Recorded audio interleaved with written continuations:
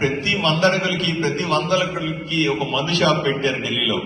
మద్యం బలవంతంగా అమ్మించారు, టార్గెట్లు పెట్టి అమ్మించారు. ఇదే ఆంధ్రప్రదేశ్ తెలంగాణలో కూడా జరిగింది. ఆంధ్రప్రదేశ్ లో దుర్మార్గుడైనటువంటి జగన్మోహన్ రెడ్డి ముఖ్యమంత్రి ఉండగా కూడా అదే జరిగింది. టార్గెట్లు పెట్టి తాగించినారు. ఎక్కడా లేని మద్యం లేబుల్ తీసుకుని కొత్త కొత్త మద్యాన్ని వీళ్లే తయారు చేసి, మా దగ్గర అయితే జగన్మోహన్ రెడ్డి సొంతంగా తయారైంది, ఆయన ఫ్యాక్టరీలో తయారైన మద్యాన్ని తీసుకుని ప్రజలకు అమ్మినాడు. ఎప్పుడు మన పేర్లు కూడా వినుండవు. అట్లాంటివి అమ్మి ప్రజల ఆరోగ్యంతో ఆట్లాడుకున్నాడు. అదే ఢిల్లీలో కూడా జరిగింది. రకరకాల బ్రాండ్లు అమ్మినారు, రకరకాల కొటేషన్లు పెట్టినారు, లిక్కర్ ధర పెంచారు, ఆడుకున్నారు. ఢిల్లీ ప్రజల ఆరోగ్యంతో ఆట్లాడుకొని పెద్ద మొత్తంలో డబ్బులు చేతులు మారారు. ఈరోజు ఆయన చెప్తాడు, నా మీద అన్యాయంగా కేసు పెట్టారని. ఏమన్నా నేను సూటిగా ప్రశ్నిస్తా, మేమే అందరి మీద ఎవడన్నా వచ్చి అమాయకంగా కేసు పెట్టచ్చా అండి? మీరేదో వ్యాపారమో ఉద్యోగమో లేదా రాజకీయమో చేస్తా ఉన్నారు. నేను కూడా రాజకీయాల్లో ఎమ్మెల్యేగా ఉన్నాను. స్టేజ్ మీద ఎమ్మెల్యేలు ఉన్నారు, ఎమ్మెల్యే స్థాయి మనుషులు ఉన్నారు. ఎవరి మీద అకారణంగా పెట్టేస్తారా? ఎలా సాధ్యమవుతుంది? నేను గత 4 ఏళ్లుగా, అంటే నేను ఇప్పుడు ఎమ్మెల్యే అయినాను, ఎమ్మెల్యే కాకముందు 2-3 ఏళ్లు రోజు టీవీలో కూర్చొని పత్రికల వాళ్ళతో కూర్చొని జగన్మోహన్ రెడ్డి చేసే దుర్మార్గం, అప్పుడు ముఖ్యమంత్రి కదా, అప్పుడు ముఖ్యమంత్రి చేసే దుర్మార్గాలు రోజు తిట్టేవాడిని, బహిరంగంగా చెప్పేవాడిని. మరి నా మీద కేసులు పెట్టలేదే? ఎట్లా పెడతారు? నేను తప్పు చేయకుండా నా మీద కేసు ఎలా సాధ్యమవుతుంది? ఈరోజు కేజ్రీవాల్ అమాయకంగా మా ప్రజల్ని మోసం చేస్తా ఉన్నాడు, నంగనాచి మాటలు మాట్లాడుతా ఉన్నాడు. నేను అమాయకుడిని, నా మీద కేసు పెట్టారు, నా మీద కేసు పెట్టారు. ఎందుకు పెడతారండి? ఏమీ లేక ఇంత పెద్ద పెద్ద టావులు బండలు 100 పేజీల కొద్దీ కోర్టులో అఫిడవిట్లు డాక్యుమెంట్ చేశారు.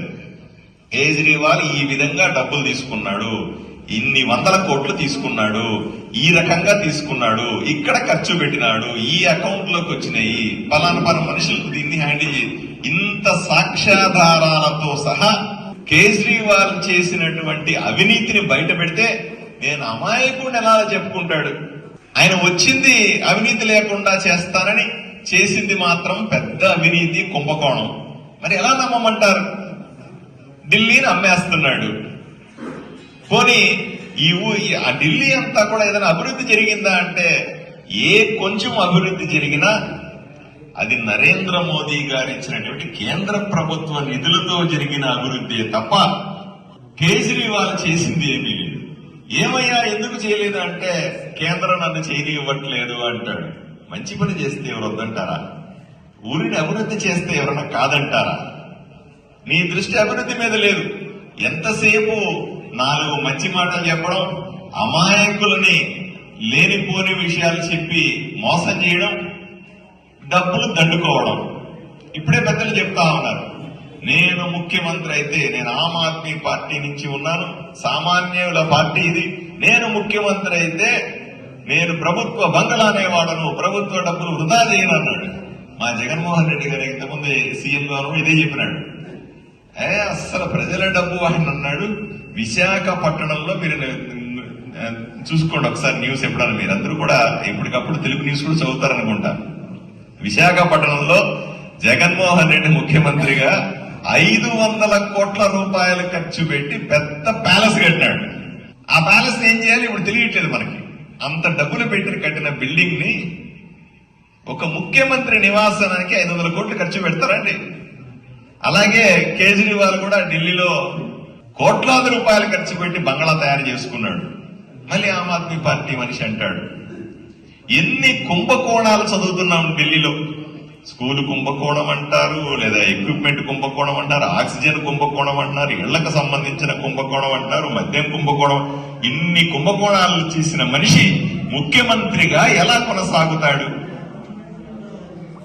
కాంగ్రెస్ ఏదైతే చేసిందో అదే ఆమ్ ఆద్మీ పార్టీ కూడా చేసింది. పార్టీలో తేడా కానీ చేసిన పని అదే. దీన్ని పోగొట్టాల్సిన బాధ్యత మనందరి మీద ఉంది. అందువల్లే మిమ్మల్ని అందరూ రిక్వెస్ట్ చేస్తాం. మనం ఎప్పుడు చెబుతాం, డబుల్ ఇంజిన్ సర్కార్ అంటాం. కేంద్రంలో నరేంద్ర మోదీ నాయకత్వంలో ఉన్నటువంటి ప్రభుత్వం ఉండాలి, రాష్ట్రంలో కూడా నరేంద్ర మోదీ గారి నాయకత్వంలో భారతీయ జనతా పార్టీ భాగస్వాములుగా ఉన్నటువంటి కూటమి లేదా భారతీయ జనతా పార్టీ ఇక్కడ అధికారంలో ఉండాలి. ఆంధ్రప్రదేశ్ లో కూడా అదే జరిగింది. నేను ఆంధ్రప్రదేశ్ నేను ఎమ్మెల్యే గెలిచినప్పుడు, నేను గెలిచి 6 నెలలు అయింది. మేము చెప్పింది అదే, కేంద్రంలో నరేంద్ర మోదీ ఉంటారు, ఆంధ్రప్రదేశ్ లో చంద్రబాబు గారి నాయకత్వంలో కూటమిలో భారతీయ జనతా పార్టీ కలిసి ఉన్నటువంటి ప్రభుత్వం ఉంటే బ్రహ్మాండంగా అభివృద్ధి చెందుతున్నాం. 6 నెలల్లో ఎప్పుడూ చూడని అభివృద్ధిని ఆంధ్రప్రదేశ్ లో చేసి చూపిస్తా ఉన్నాం. ఈరోజు అటువంటి అభివృద్ధి జరగాలంటే నిజంగా దేశానికి తల లాంటిది ఢిల్లీ. అంతే కదా, శరీరం అంతా రకరకాల రాష్ట్రాలు అయితే తల మాత్రం ఢిల్లీ.